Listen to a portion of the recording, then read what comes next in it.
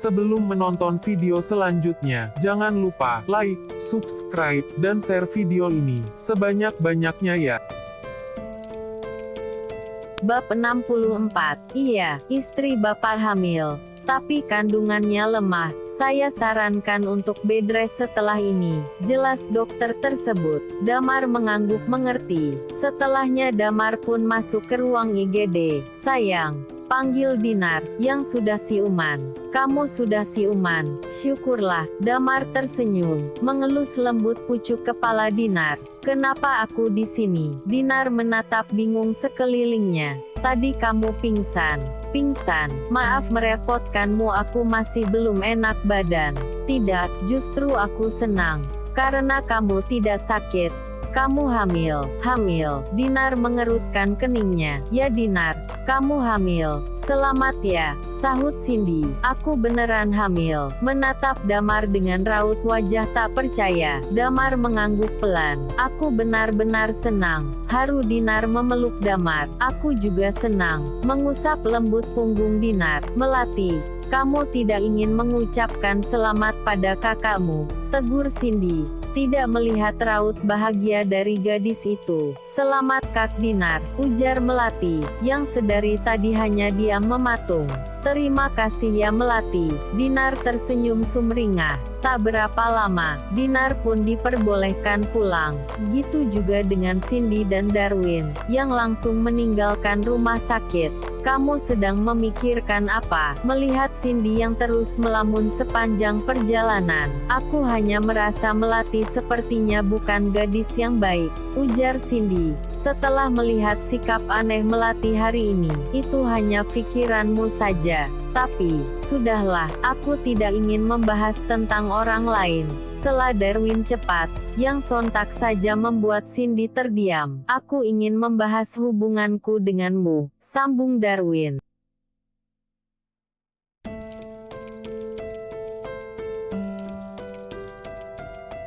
Hubungan, ya, aku mencintaimu, tuturnya seraya menepikan mobilnya, menatap dalam bola mata jernih di hadapannya. Aku sudah mengatakannya beberapa hari yang lalu, tapi kamu belum memberi jawaban. Cindy tertegun. Darwin memang mengatakan hal tersebut saat di rumah orang tuanya, tapi Cindy merasa Darwin tidak sungguh-sungguh. Terlebih ada wanita lain yang dijodohkan dengannya. Tapi bagaimana dengan wanita? Aku tidak mencintai wanita manapun, sekalipun orang tuaku menjodohkanku. Sela Darwin, seolah tahu arah perkataan Cindy. Cepat beri jawaban, desak Darwin, melihat Cindy yang tetap terdiam.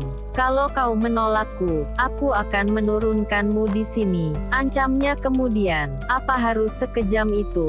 Keluh Cindy, merusak suasana romantis di antara mereka. Maaf, aku tidak bisa. Jawaban Cindy seketika membuat Darwin memelas, melihat sebelah tangan Cindy yang hendak membuka pintu mobilnya. Apa ada yang lucu? Darwin mengerutkan keningnya, melihat Cindy yang justru tertawa setelahnya. Aku tidak bisa menolakmu, ujar gadis itu, memberi jawaban yang sebenarnya, masih dengan tawa kecilnya. Melihat wajah Darwin yang memelas begitu mengenaskan. Astaga, kamu mempermainkanku, ucapnya gemas. Cindy hanya terus tertawa berhasil mengerjai pria itu. Mulai detik ini kamu milikku. Darwin meraih tangan Cindy, dan menciumnya. Kamu benar-benar mencintaiku. Cindy mengangguk pelan. Ya, aku mencintaimu, jawabnya dengan wajah yang tersipu malu. Darwin tersenyum dan kembali melajukan mobilnya. Kita mau kemana? Cindy bingung, melihat arah jalan yang bukan menuju rumahnya. Nanti kamu juga tahu. Sampai Darwin memberhentikan mobilnya di sebuah rumah mewah. Ini rumah siapa? Cindy memutar pandangannya pada rumah berdesain klasik tersebut. Ini rumahku. Turunlah, jawabnya, seraya membukakan pintu. Rumahmu? Cindy tersentak kaget. Ya, aku ingin kamu bertemu dengan orang tuaku.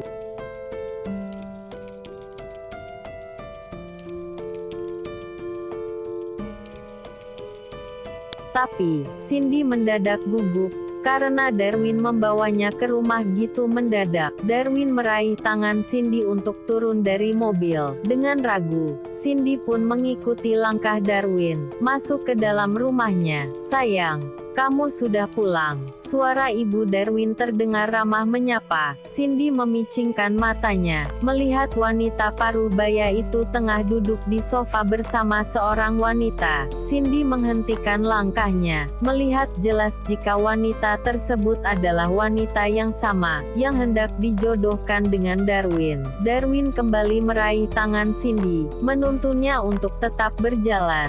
"Cindy," ibu Darwin tampak terkejut, melihat Darwin yang justru datang dengan gadis itu. Padahal ia sudah memberitahukan jika Mona tengah menunggunya di rumah. "Tante, siapa gadis ini?" Mona menatap sinis ke arah Cindy. "Dia calon istriku." "Calon istri? Apa maksudnya?" Gadis bertubuh seksi itu spontan meninggikan suaranya, tak terima dengan jawaban Darwin. "Darwin, kamu ini bicara apa?" tegur ibu Darwin, merasa tidak enak pada Mona. "Aku bicara apa adanya. Cindy ini kekasihku, dan aku akan menikah dengannya," tegas Darwin.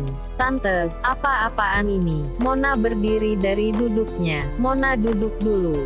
Kita bicarakan baik-baik. Kalian benar-benar keterlaluan," ujar Mona, kesal yang langsung bergegas keluar dari rumah. Cindy yang masih berdiri di sisi Darwin hanya dapat tertunduk, merasa bersalah karena sudah mengacaukan suasana. "Aku pulang dulu," pamit Cindy, merasa tidak enak, terlebih melihat ibu Darwin yang hanya terdiam. "Cindy," panggil ibu Darwin, menghentikan langkah Cindy yang hendak pergi. Ia berdiri dari duduknya menghampiri Cindy. "Tante, percayakan anak tante untuk menentukan pilihannya. Tante rasa Darwin sangat mencintaimu." Mendengar ucapan ibu Darwin, seketika senyum pun terlukis di wajah Cindy, yang secara tidak langsung menyetujui hubungannya dengan Darwin. "Terima kasih tante." Cindy tak dapat menutupi raut bahagianya. Gitu juga dengan Darwin yang tersenyum ke arahnya.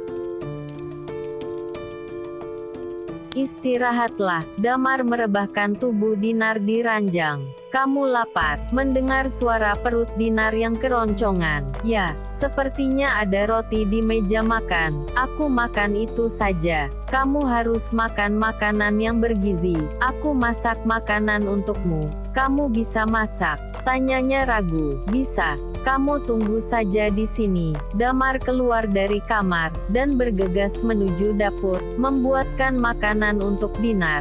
Tak berapa lama, Damar kembali membawa makanan yang sudah dibuatnya. "Makanlah." "Maaf, aku hanya bisa buat ini." Menunjukkan nasi goreng lengkap dengan sosis, brokoli, dan telur mata sapi. "Terima kasih ya." Dinar tersenyum senang. Damar menyeret kusri, dan duduk di hadapan Dinar. "Makanlah," menyuapi Dinar yang langsung menyantap masakannya. "Bagaimana? Enak?" "Enak."